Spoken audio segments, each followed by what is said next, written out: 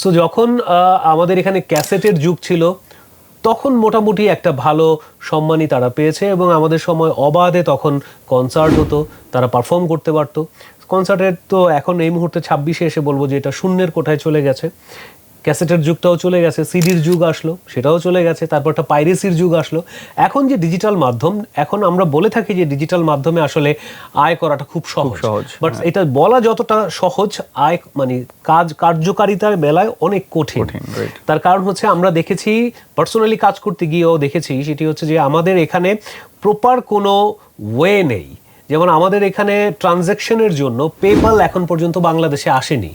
So world wide আপনি যখন এই ধরনের কোনো আর্নিং এর কথা চিন্তা করবেন, আপনাকে ডলারে চিন্তা করতে হবে। তো সেইটার ফ্লোটা কিভাবে হবে সেটাও প্রপারলি বাংলাদেশ থেকে মানে হ্যান্ডেল করা অনেক টাফ, যেহেতু আমাদের এখানে পেপ্যালটা নাই। সো সেখানে আপনাকে একটা ক্রেডিট কার্ড নিতে হবে, ডুয়েল কারেন্সির, মানে নানান হ্যাপার অনেক জটিলতা। এবং এর সঙ্গে সঙ্গে হচ্ছে ওয়ার্ল্ড মার্কেটে যদি আপনার গানটাকে আপনি প্রমোট করতে চান, তাহলে আপনাকে কয়েকটা সাইটের মাধ্যমে যেতে হবে।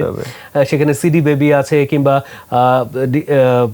ডিস্কিড আছে একটা, এরকম অনেকগুলি সাইট আছে, এইসবের মাধ্যমে যেতে হবে। সেখানে গেলে আপনার প্রোফাইল খুলতে হবে, মানে ইটস আ হিউজ। সো এই সব কিছু মিলিয়ে যখন আপনি আপনার একটা ক্রিয়েটিভ ওয়ার্ক থেকে কোনো কিছু আর্ন না করতে পারবেন, তখন আসলে আপনার উৎসাহ কিন্তু দিনকে দিন ডিমোটিভেটেড হবে, রাইট? তাই না? কারণ আপনি ঠিক আছে, আপনি গান করছেন সবার জন্য, কিন্তু সেটার তো কিছু ফিডব্যাক আপনাকে পেতে হবে।